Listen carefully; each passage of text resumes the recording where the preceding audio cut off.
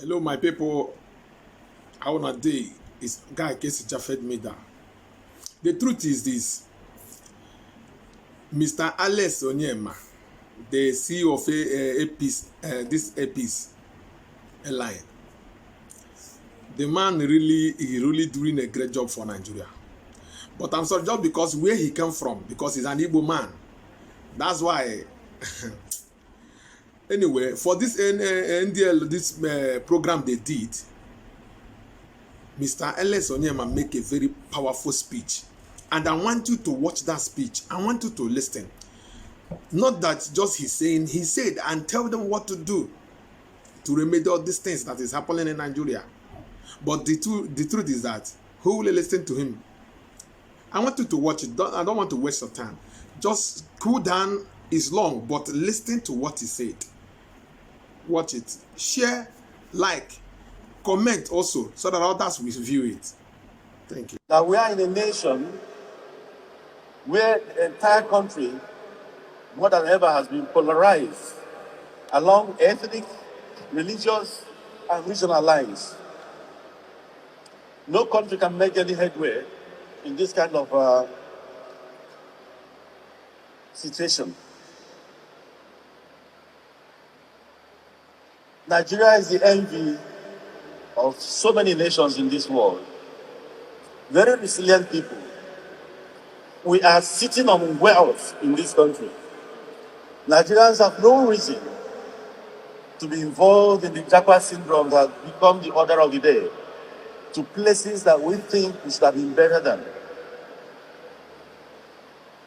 But because of issues of polarization of the nation along ethnic, religious, and some primordial lines, we've not been able to achieve our potentials.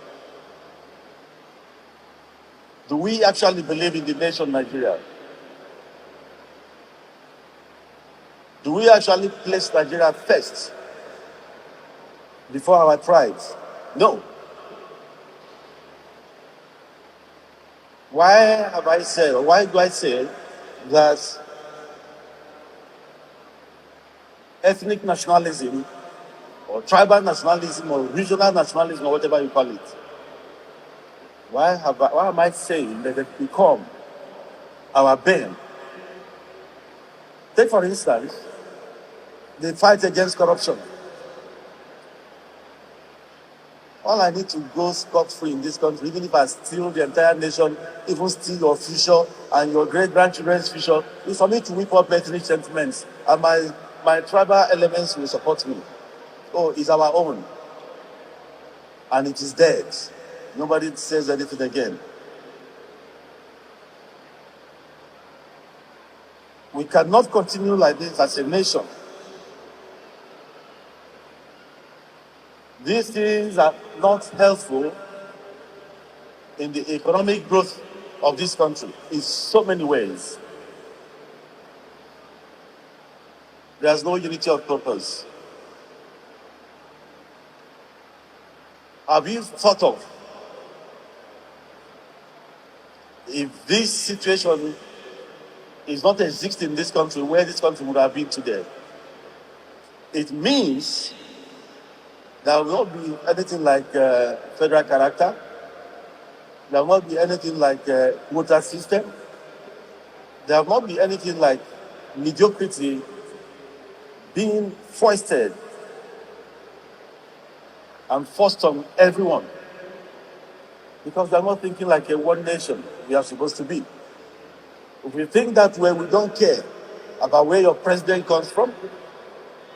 Myself, Alan Onyema, I don't care where my president, the ministers, the messengers, the governors come from. They can come from one village as far as I'm concerned. All I need is good governance. However, what we practice in Nigeria is the other way around. And that has demeaned the progress of our nation. And I have to say that unless and until when we fight for each other, nationhood will continue to elude us. Unless and until we fight for each other, nationhood will continue to elude this country. Why did I say so?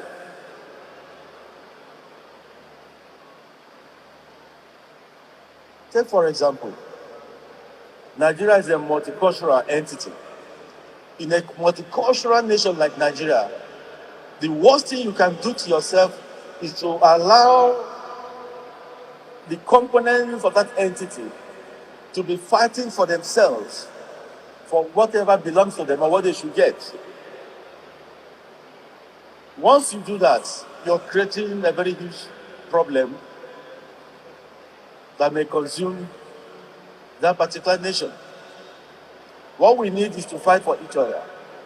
I want to see a situation where someone from Kano will wake up one day and pick up the gauntlet and say, government, my brothers in the southeastern part of the country have no roads. Their roads are highly dilapidated. All the federal government roads there are washed up by erosion. Government, what are you doing about it?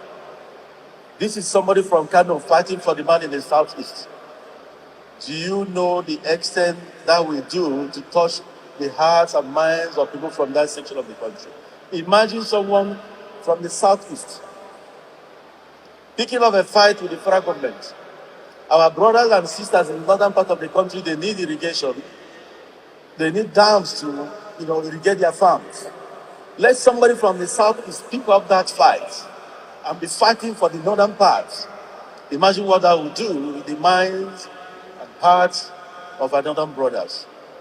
Let somebody from the southwest fight for his fellows in the south-south until and only when we begin to fight each other, fight for each other, we can have a nation. What we are doing now is fighting against each other, and that is not helpful at all. That's why I say that national cohesion is part of the challenges. Collapsing national security. You cannot make any impactful economic growth with the kind of the security situation we have in our nation today. The receding Boko Haram threats have been replaced in a web of nets of banditry and terrorism in the in the northwest. In the north central, you have the farmer herders crisis raging, with thousands of people losing their lives in our nation. In other countries, in other climes, the death of just one person in an unwholesome way will generate a lot of problems. In Nigeria, thousands die, nobody gives a damn. You cannot start to begin to build nationhood in this manner. In the southwest, there's a new wave or upsurge in gangsterism and ritual killings. In the southeast, you have separatist violence with the attendant criminal opportunism. Yes, that's what is happening in the southeast. Some people are hiding under the cloak of, we are marginalized and committing heinous crimes when they are absolutely criminals. That is what is happening. In the south-south, there is a resurgence of piracy and oil theft. So you have a nation where insecurity has become the order of the day, and unless this is surmounted, we are going to continue to have economic problems. No country develops in an atmosphere of rancor, in an atmosphere of insecurity. So this has to be addressed. Of course,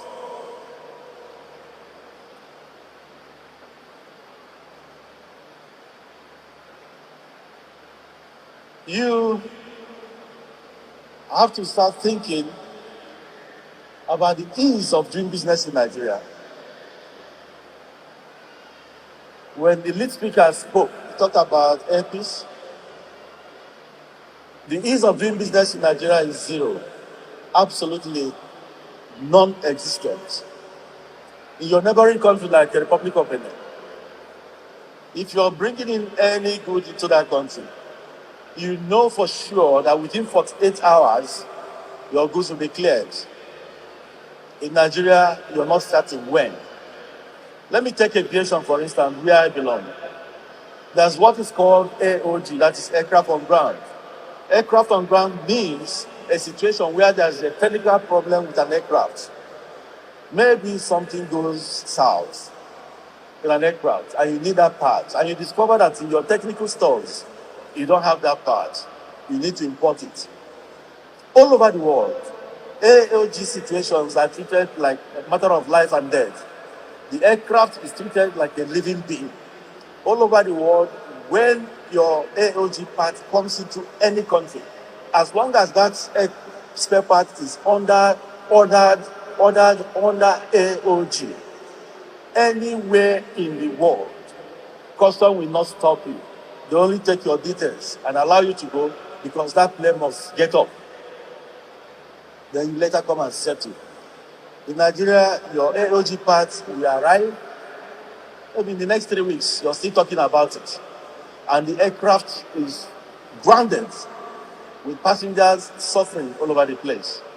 That is the ease of doing business in your country. As I stand here, we are not serious in this country about encouraging indigenous investments. How do you grow your economy when the public service in your country is seeing investors as rivals? How do you grow your economy when indigenous investors are being treated with levity and envy by their own ministers? How do you grow your economy? How do you grow your economy in this country when indigenous investments are overtaxed? The same people providing jobs for the majority of the populace that have been trampled upon, how do you encourage them to keep on providing jobs? Government alone cannot provide jobs. How do you do this? When people in government see you first of all as an enemy, as a rival, they try to look beyond their noses because they have been clouded by whatever sentiments they believe in, and they make business impossible. They make the growth of business impossible in this country. He told you about APs having $14 million or so dollars stranded in the central bank. Yes, of course, it's not hidden. For the past 4 months, and you have about 15 aircraft stranded abroad. How do you, and people will say, oh, Nigerian airlines, they lack capacity. They don't lack capacity. What they lack is truthful government support. What they lack is ease of doing business. Do you know the amount of money this country spends through its airlines in maintenance? Airpeace alone in 2022, for instance, I'm not talking what does not exist. One of the biggest four is our auditors, PwC. In 2022, we expended 78 billion naira in maintenance, Airpeace alone. And this went to foreign countries. Yeah? This went to foreign countries. How do you expect growth of indigenous investment in this manner? It will never happen. I applied to have a maintenance hangar in 2015. I paid over 100 million to lease land at the Lagos airport to farm. That's about 6-7 years ago. They even later made us to pay more money. As I speak to you, we are yet to get that land. And this is the biggest carrier, not only in West Africa, the whole of Central Africa, and the largest, the fastest growing airline in the whole of Africa. Yet, it cannot boast of a hangar space. Not because it doesn't have the funds to build one. If they had given us this some 6 years ago, maybe now Nigeria will have an MRO they'll be proud of. that will attract foreign investments because other countries will come here and maintain their aircraft. But Nigerian airlines will maintain their aircraft here. So you can imagine what one airline alone has pushed out to the foreign reserves of other countries. This is what is happening here. The ease of doing business is zero, completely zero. And unless this is addressed, we cannot have any solution in sight. Of course, you talk about endemic public corruption. That one is something of not only public notice, even judicial notice. So I don't have to dwell on that. Of course, our economy has been battered. But if we have the political will, we can come out of it. If we have the political will, we can come out of it. What we need now is that the present government in Nigeria, it's obvious that the present government in Nigeria has inherited massive governance burden. No doubt about that. Yes, we must give the government some benefit of doubt and time to put their acts together. But in doing that, the government requires forthrightness, sincerity of purpose, and radical political will. The government must be decisive enough to confront the entrenched vested interest in the polity. There's a lot of vested interest with people in government. This government must do everything to dismantle that. Public servants must be statesmen who must be committed to the principle of democratic governance. If this is not done, then we are in for a very serious problem. The fate of the country in this moment largely depends on the strength and character and dedication of our political leaders. Yes, the government must be able to adopt a hardline commitment to the principles of democratic good governance, even in the face of reactionary pressures arising from the entrenched vested interests. However, if we are going to have bad statesmen in governance, the chances are that the challenges will aggravate into a combustible mix that may herald a failed state in Nigeria in the nearest future. And we don't want this to happen. So every hand must be on deck to make sure this is something we don't see in our lifetime. But most importantly is national reconciliation and national reintegration. Like I said, the polity has been fragmented. We have the country polarized again along ethnic lines, along religious lines, along regional lines. The first thing this regime must do is to try to unite the country.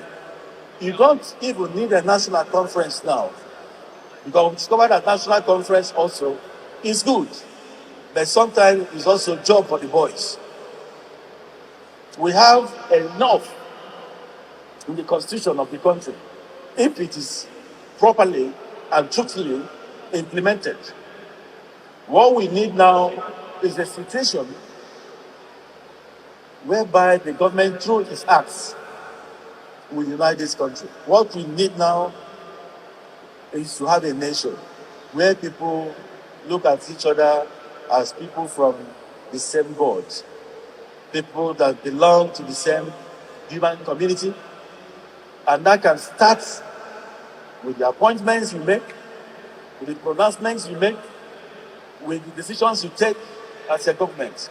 We don't need to have a national conference to achieve that. If you start today and make every part of this country wanted in every way, people will readily jelly. Nigerians are very good people. Nigerians have taken a lot of flack from this leadership over the years. Nigerians are very easy to please. All you need to do is make every one of them feel wanted.